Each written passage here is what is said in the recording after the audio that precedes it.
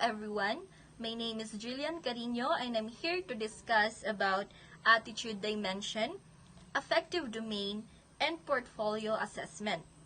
Let me begin with the meaning of attitude. Attitude is an established way of thinking or feeling reflected in a person's behavior toward others. It is a tendency to respond positively or negatively towards a certain idea, object, person, or situation. Now, let me proceed to attitude dimension. This talks about attitude scaling, which is the setting up of a scale to provide a basis for assigning a numerical value to a person's attitude, and for comparing him or her with other people. This is possible when an attitude is conceptualized as measurable on a single scale. The scale may be nominal, ordinal, or interval. There are three types of scaling. First is Thurston scale, which was the first formal method of measuring attitude both in psychology and sociology. Its origins go back to the early 20th century, where psychologist Louis Leon Thurston began measuring religious attitudes by asking respondents to agree or disagree with a series of related statements. Second is the Likert scale.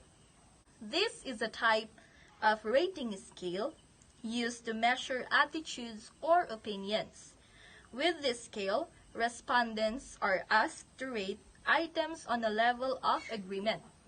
For example, strongly agree, agree, neutral, disagree, and strongly agree, or strongly disagree. Once the respondents have answered, numbers are assigned to the responses. For example, strongly agree, equivalence to 5 points. Agree, equivalence to 4 points. Neutral, neutral is equivalent to 3 points. Disagree is equivalent to 2 points. Strongly disagree is equivalent to 1 point. This enables you to assign meaning to the responses. Third is systematic differential scale, which is a survey or questionnaire rating scale that asks people to rate a product, company, brand, or any entity within the frames of a multi-point rating option. This survey answering options are grammatically on opposite adjectives at each end. For example, love to hate, satisfied to unsatisfied, unlikely to return to unlikely to return, with intermediate options in between. Remember, in the Thurston scale, this uses agree and disagree option, whereas in the Likert scale, it uses 5 options, namely strongly disagree, agree, neutral, disagree, and strongly disagree.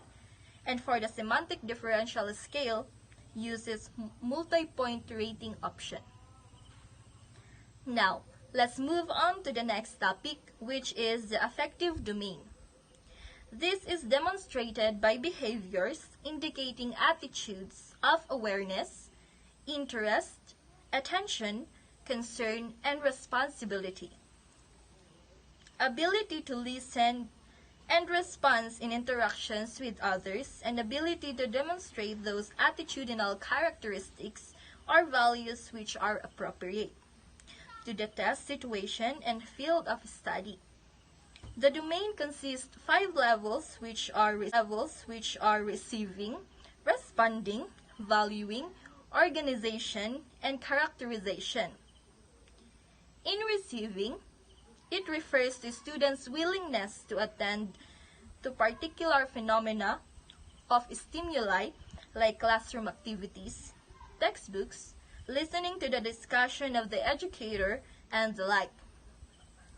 Learning outcomes in this area is simply being aware or sensitive to the existence of certain idea, material, or phenomena. Receiving is considered as the lowest level of learning outcomes in affective domain. Next is responding, which refers to the active participation on the part of the student. In this area, you are now reacting to what you have received. For example, answering questions in your discussions or assignments. Willingness to respond or voluntary reads beyond assignment or satisfaction in responding. The higher levels of this category include those instructional or instructional objectives that are commonly classified under interest, that is, those that stress the seeking out and enjoyment of particular activities. Next is valuing, which is willingness to be perceived by others as valuing certain ideas, materials, or phenomena. Learning outcomes in this area are concerned with behavior that is consistent and stable enough to make the value clearly identifiable. Instructional objects are objectives that are commonly classified under attitudes, and appreciation would fall into this category. Organization is to relate the value to those already held and bring it into a harmonious and internally consistent philosophy. Learning outcomes may be considered with conceptualization of a value or with the organization of a value system. Characterization by value or value set is an act consistently in accordance with the values he or she has internalized.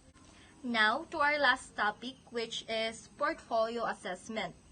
This talks about the purposeful collection of student work that has been selected and organized to show student learning progress or to show samples of students' best work. Here are some importance of portfolio. Enhancing student learning, documentation, show finished work, and show works in progress.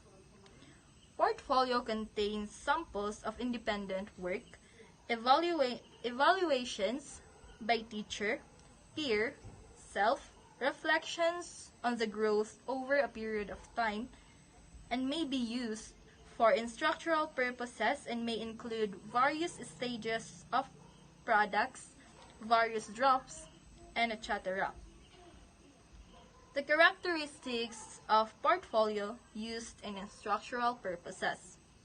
First is it focuses on the development of self-evaluation skills. Teacher and students must meet to discuss evaluations. In addition to improving instruction, the goal is to help the student to internalize criteria for excellence, can be used for student-directed. In summary, entries in portfolio must be selected by the student. Entries are biased towards selecting the best work. Reflections are important in the part of the portfolio. Criteria for evaluating portfolio must be shared with the student beforehand. Portfolios can be excellent communication tool between the student, the teacher, the parents, peers, and conferences with parents. Thank you very much for listening.